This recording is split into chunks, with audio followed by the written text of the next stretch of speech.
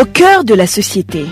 Au cœur de la société est une émission de tous les samedis, préparée en synergie par les radios Inzamba Agatekakawe, Radio RPA Ijwi Wanyagihugu, ainsi que la radio-télévision Renaissance. Le premier convoi de 500 réfugiés burundais du camp de Mahama au Rwanda a traversé la frontière rwando-burundaise de Gasenyi-Nemba ce jeudi 27 août. Depuis la crise politique de 2015, c'est le premier groupe de Burundais qui rentre après un accord tripartite entre le Burundi, le HCR et le pays d'accueil. Dans le mini-magazine Au cœur de la société de ce 29 août 2020, nous allons revenir sur ce rapatriement en général. Thierry Bigirindavyi est à la présentation. Bienvenue.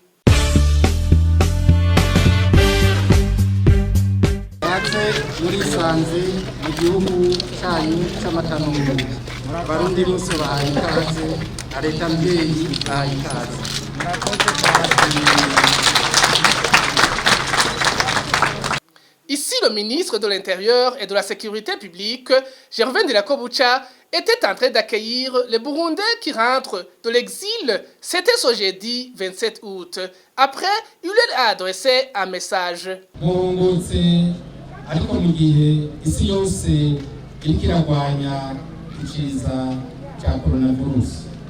Vous rentrez dans un contexte spécial où le monde entier, y compris le Burundi, lutte contre le coronavirus. C'est pour cela que vous passerez 3 jours au centre de transit de Songoré avec les spécialistes dans le domaine de la santé, le temps de faire le dépistage au coronavirus et d'échanger avec vous sur la vie du pays. Je vous annonce que nous allons vous fournir de l'assistance en nourriture et d'autres kits de réinsertion qui vous aideront dans les premiers 3 mois. Je vous demande de bien vouloir gérer bien cette assistance.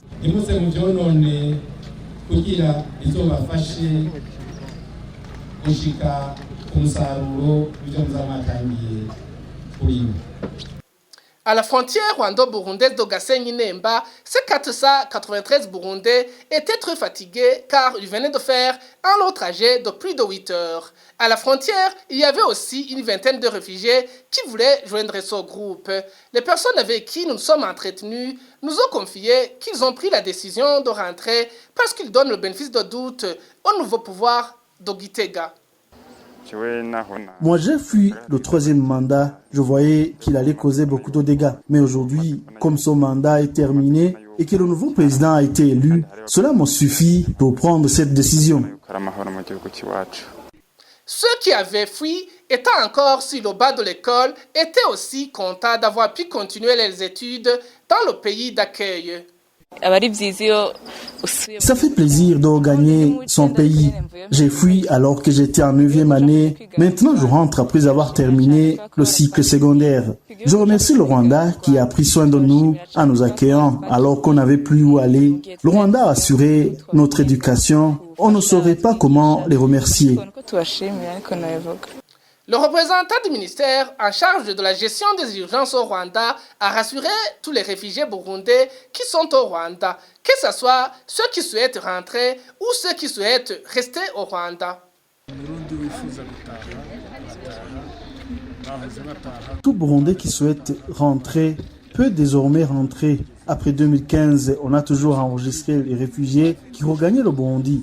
Cette fois-ci, suite à la pandémie du Covid-19, le rapatriement a été organisé de façon qu'ils partent en groupe et sains et saufs.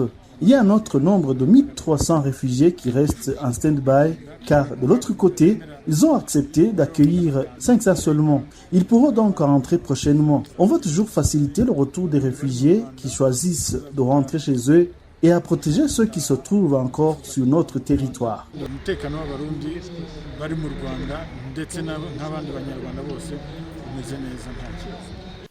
Le représentant adjoint du bureau du HCR à Kigali, Bamba Boubacar, était parmi les superviseurs du rapatriement du premier groupe de réfugiés burundais vers leur pays d'origine.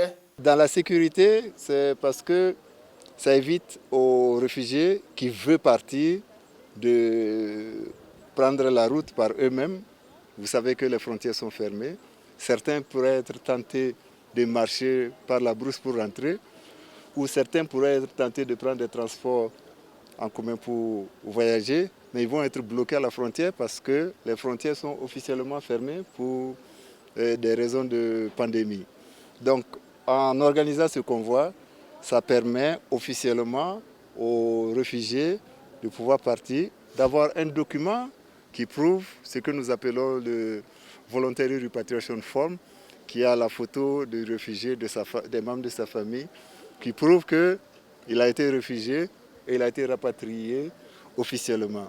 C'est cacheté, vu et cacheté ici par l'immigration. La même chose est faite et pendant un moment, ça leur servira d'identification le temps qu'ils acquièrent la carte d'identité de l'autre côté.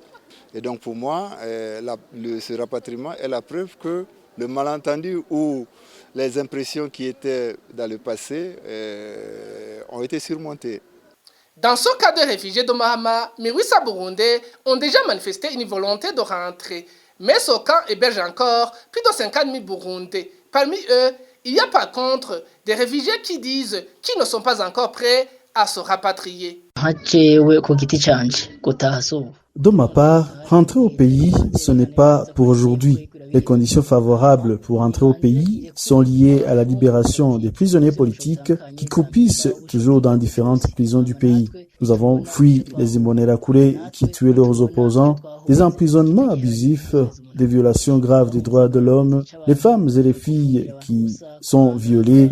Toute cette situation n'a pas encore changé. Les Burundais continuent à être tués même aujourd'hui.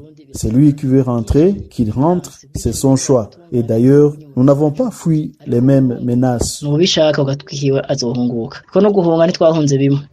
56% des réfugiés rentrés étaient des enfants. Les adultes n'étaient que 44%. Et c'est par ici que prend fin son mini-magazine au cœur de la société d'aujourd'hui. À la présentation, c'était Thierry Bigirindavi. Au revoir.